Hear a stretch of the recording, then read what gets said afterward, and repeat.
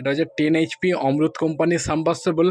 তো এর main problem ছিল এই দুটো বাউল ভেঙে যাওয়ার জন্য। এই দুটো বাউল ভেঙে গিয়ে জল কম উঠছিল এবং পাখাটা জাম হয়ে গেছিলো, কারণ এই দুটো যে লোহা ছিল, লোহাটা পুরো ভেঙে পাখাগুলোকে জাম করে দিয়েছিল।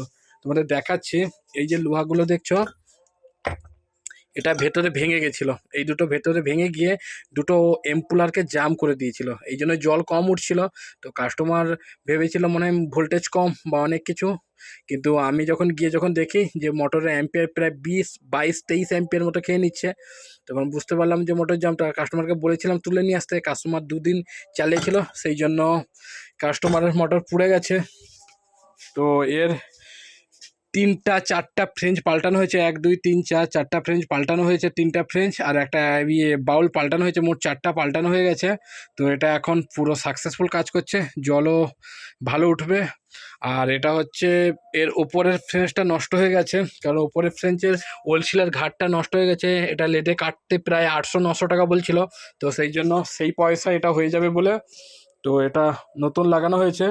তো তোমাদের কয়েলের ভিডিও দেখানো হয়নি, কারণ একদিনের ডেলিভারি ছিল, অনেকটা ব্যস্ত ছিলাম। তো আজ থেকে আবার নতুন করে ভিডিও বানাচ্ছি।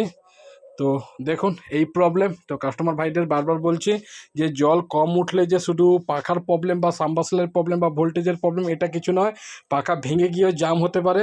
তো সামথিং কম খরচার উপরে যদি পাখা সারিয়ে নিত কাস্টমার, তো কম খরচার উপরে হয়ে যেত, কিন্তু কাস্টমার ভেবেছে মনে হয় ভোল্টেজের কম, তো সেই জন্য মোটরটা পুড়ে নিয়ে এসছে, এখন অনেক খরচা।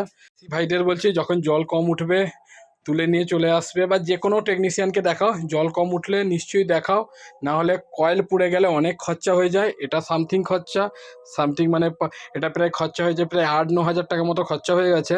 তো কয়েল টয়েল চেঞ্জ করতে অনেক খরচা হয়ে যায়, তো সামথিং খরচা হবে, নাহলে কয়েল চেঞ্জ করতে প্রায় ডবল চলে যাবে। তো সেই জন্য বলছি যখন জলই কম উঠবে তখন খুলে অন্য টেকনিশিয়ান বা কোনো মিস্ত্রি ভাইকে দেখিয়ে নিবে, তো সে যা বলবে মোটামুটি ঠিকই বলবে, নিশ্চয়ই কোনো টেকনিশিয়ান ভাই ভুল বলবে না। তো চলো আজকের মতো এইটুকুই।